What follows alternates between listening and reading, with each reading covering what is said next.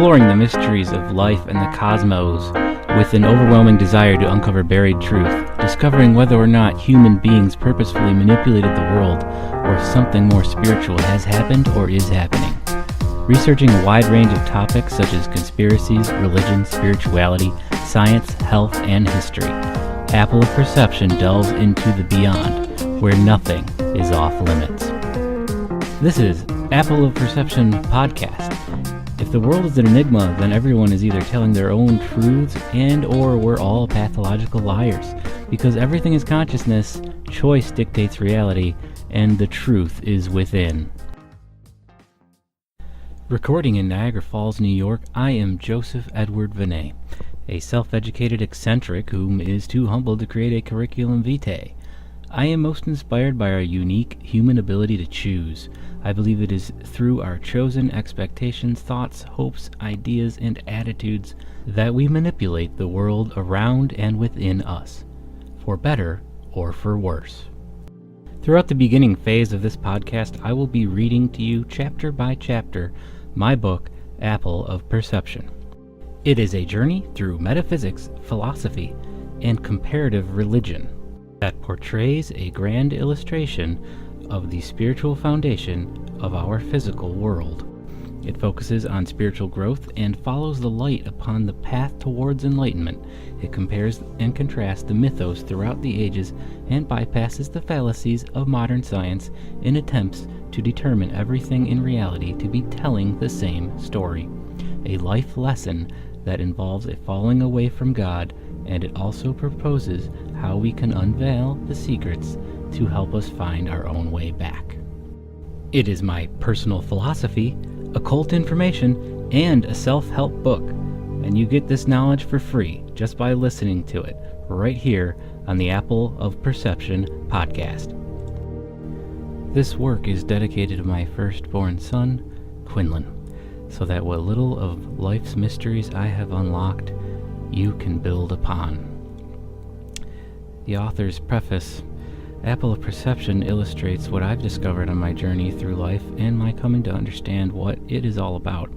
As I continue to struggle to be a better person and to live beyond duality's confines, I urge anyone reading not to demonize what I have demonized.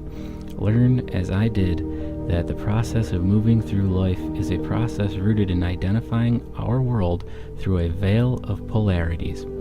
The concepts of good and evil are ultimately not the end game for what is meant for our souls.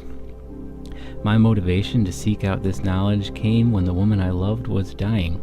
Her cancer had been spreading despite chemotherapy treatment. I was compelled to seek out alternative methods in order to save her life. Directly after the application of resonant frequency therapy, her health turned for the better.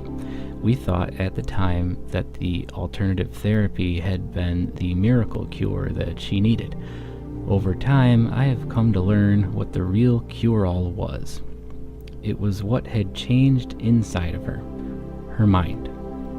This was the darkest time of her life. We had lost a child. Our relationships with others were extremely rocky. Essentially, she was forced to take another perspective on life. Ties were severed with deleterious relationships, and ties were strengthened with supportive ones. It was a change in perspective that saved her life. The decision to look up and trust there was a better future. Continuing on the dark path would have resulted in untimely death. Know that this work was written during my own spiritual journey. It reflects my belief in a spiritual foundation of our physical world. The knowledge presented may sound strange and confusing. The steps taken were necessary to further strengthen my own personal faith. They may not be the same steps for you. Comparative to the method of using tarot cards or the fictional device known as the alethiometer from the Book of the Golden Compass by Philip Pullman, I see symbols and words as portraying a spectrum of meanings. This is how ancient picture languages portrayed their vast meanings.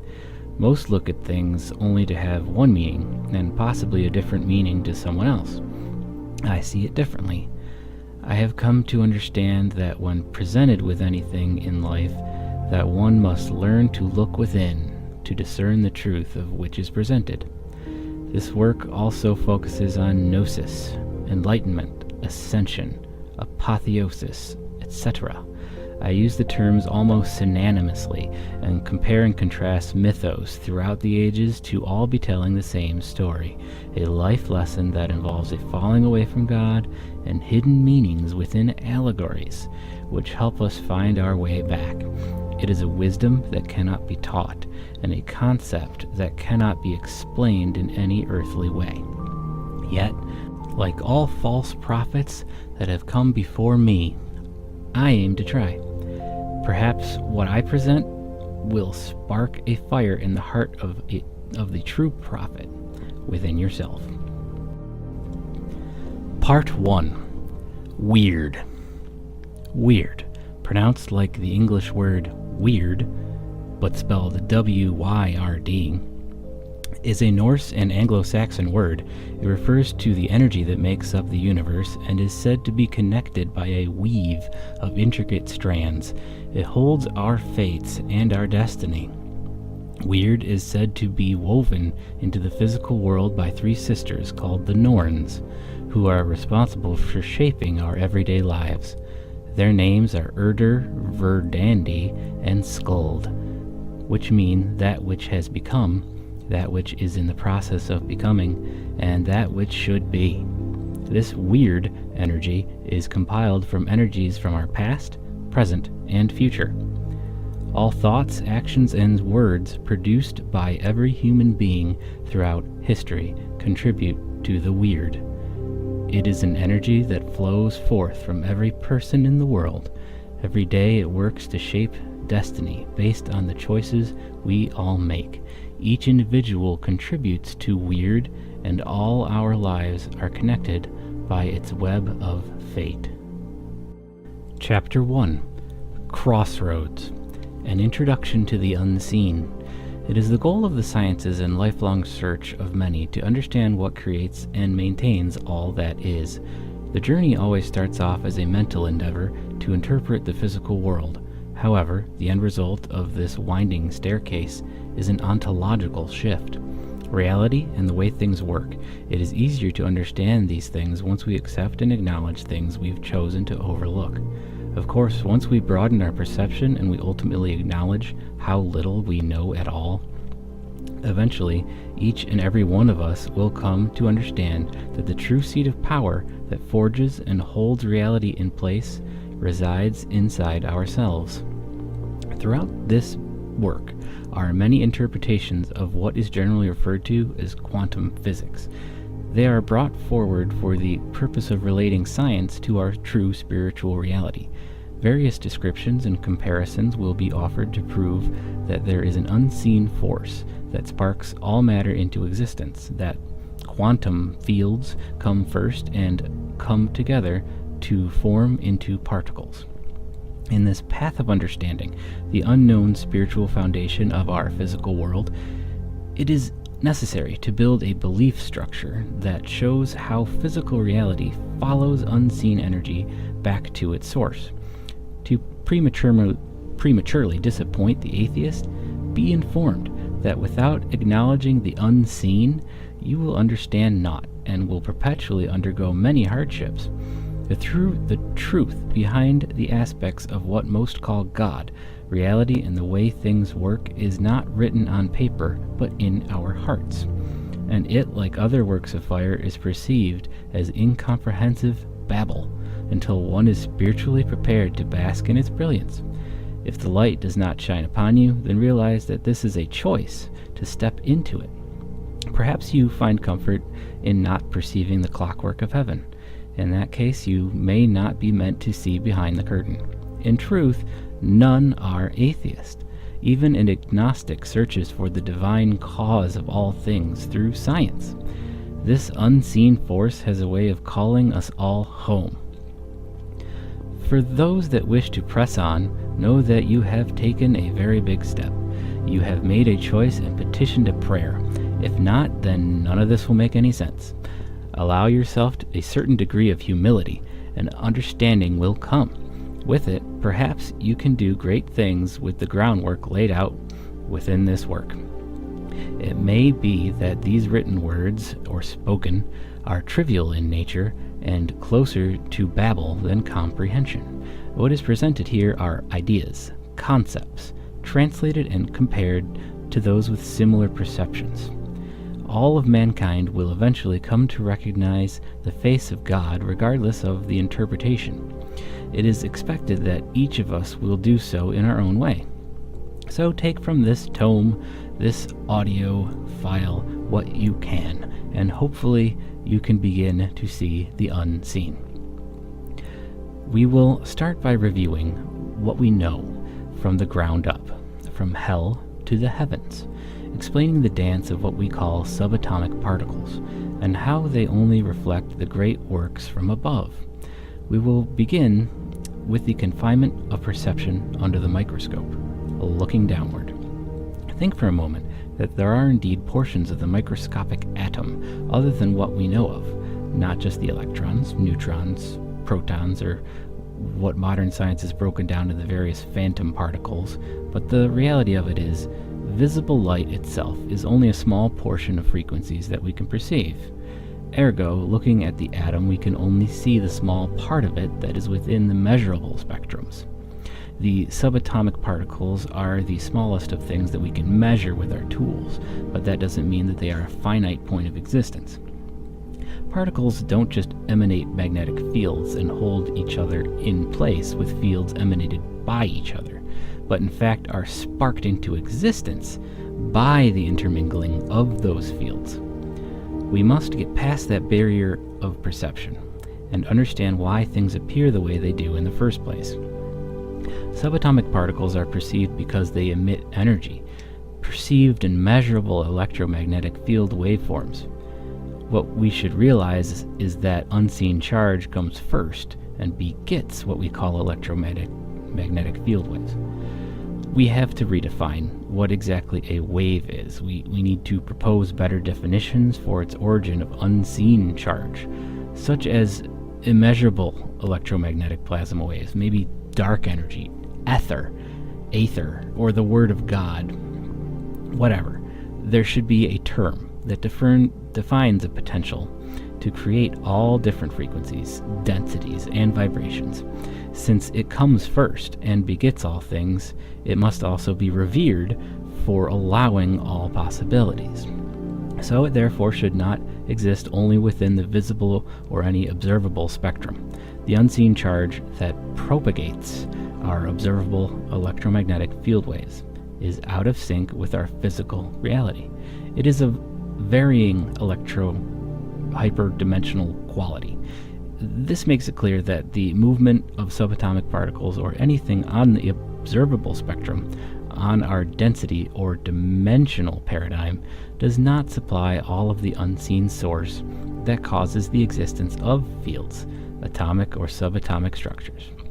Therefore, particles cannot be used to define the causation of electromagnetic fields, but only used as signs to discern the unseen, this dance that happens in the background. Depending on which science we're working with, we use different units of measurement, unfortunately all derived from less than reputable standards. Modern sciences use something called the wave measure, ranging from short gamma waves to long sound waves, and as you can tell from the diagram I have in the book here, which is just a visible spectrum, there's only a very small portion that is visible. However, don't let perceptions of bar graphs stop your mind from wondering. Ask now, what exactly is being measured, this Hertz frequency? Visible light has a wavelength in range from about 380 nanometers to 740 nanometers, with a frequency range of about 405 trillion hertz to 790 trillion hertz. The waves measured are graphed occurrences of intensity of electromagnetic field polarity over perceived distance in time. Each occurrence of a waveform or pulse of charge is recognized as a single measure of hertz, or beat per second. Due to the fluctuations in polarity, it is probable that all waveforms are a result of mingling charge, rather than a pure form of it. Light traveling from our sun through what we call space cannot be perceived until it reacts with our atmosphere. Cosmonauts claim they cannot see it or the stars until they have a variable of gases between themselves and the source of light. This proves that the source of light does not begin with a particle at all, nor a polarized electromagnetic wave, and is the result of mingling of immeasurable charges. Also, we can refer to the famous double slit experiment, which shows how light behaves as both a wave and a particle. This experiment also suggests the observer contributes to the observance of particles, as without the observer, only waves are measured. Since most spiritual beliefs support the belief that the observer is the producer of the unseen charge, it can be determined that multiple sources of this unseen energy are required to bring about measurable waves, and more so for the observance of particles. With that reasoning, one would be wise to realize that by following the path of photons or electrons, one cannot find their true source by tracking them back from whence they came. The same can be said for electricity. Now, I present a picture of a plasma ball. In this image, there is a gas-filled plasma ball. A person is touching it with their 5 fingers. The result is an arc of visible electricity. Many people have seen the plasma balls. They're like a mini Tesla coil in a glass of gas. Contrary to what you may think, though, the source of the charge resulting in this light show actually comes from a pairing of energies, not just from the wall socket. Energy from the person who is touching the glass ball and the energy from the wall socket the ball is plugged into, amongst all other possible variable additions of energy. Modern use of electricity is actually a method of channeling or drawing in charge and acts as a girdle for charge to flow through. The vacuum of gas in the ball only allows for these charges to become visible, when they in fact are happening everywhere. Note the similarity of this event to the stars in the night sky. Is it not imaginable that an immeasurable electromagnetic influence comes on to the vault or firmament over the earth, just as a person's fingers can manipulate a plasma ball? Maybe you need to see it to believe it. Maybe stars are not really big burning balls of gas. Maybe they're just electrical effects. We know that the difference in the weight of items or in individual fluctuations at different points of elevation or altitude, and that cooking requires different methods in different climates as well. Obviously, we use measurements that do not ring true as constants, plain and simple. The capacity for holding and producing energy fluctuates depending on the surrounding environment. Even the standard for the kilogram degrades over time, and the measure of a second itself has been shown to vary. If anyone were to theorize that time, space, or electromagnetic field properties are not a constant, then our entire measure of all things has no standard, and many people have made this argument.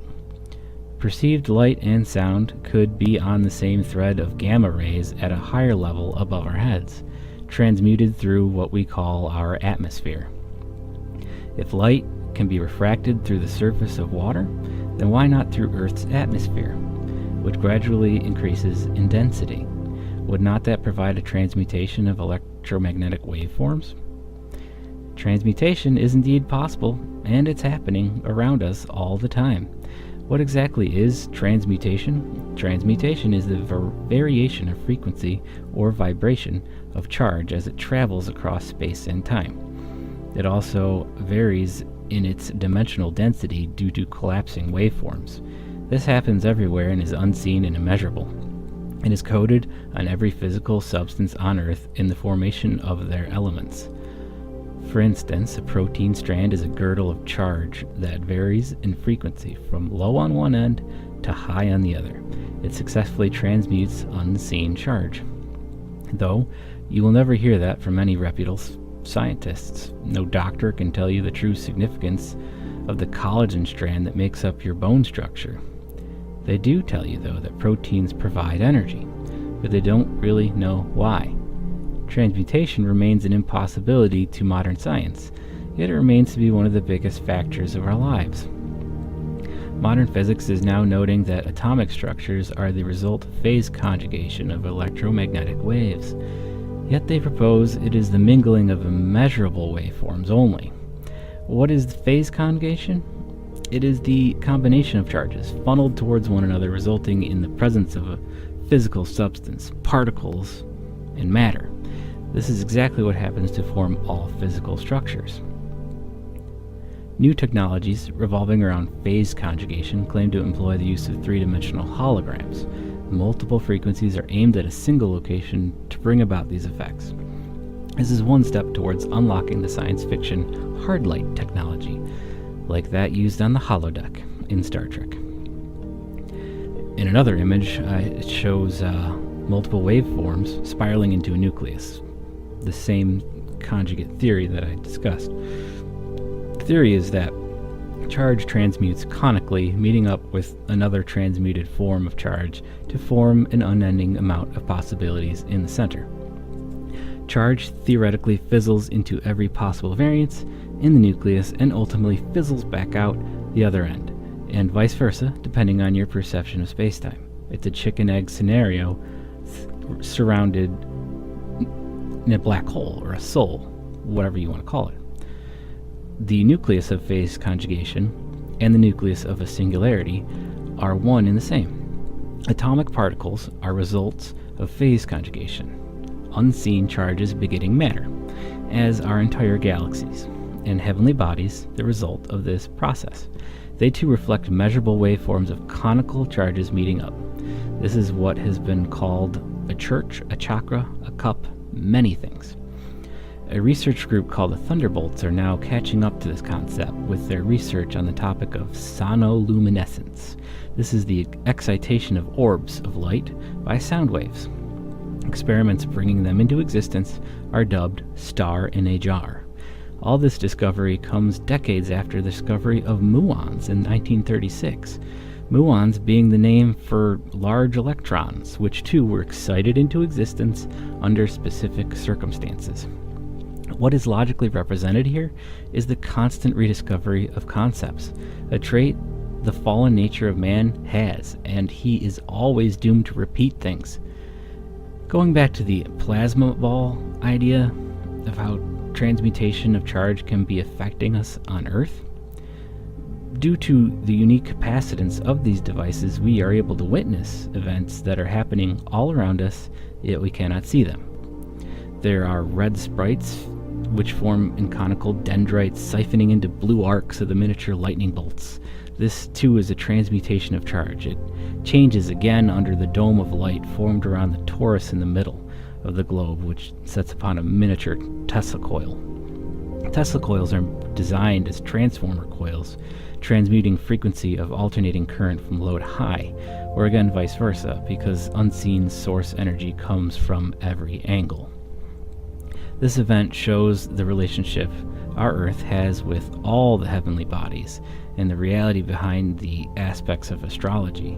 We are indeed influenced by our heavenly watchers. The sun also acts upon us in this way.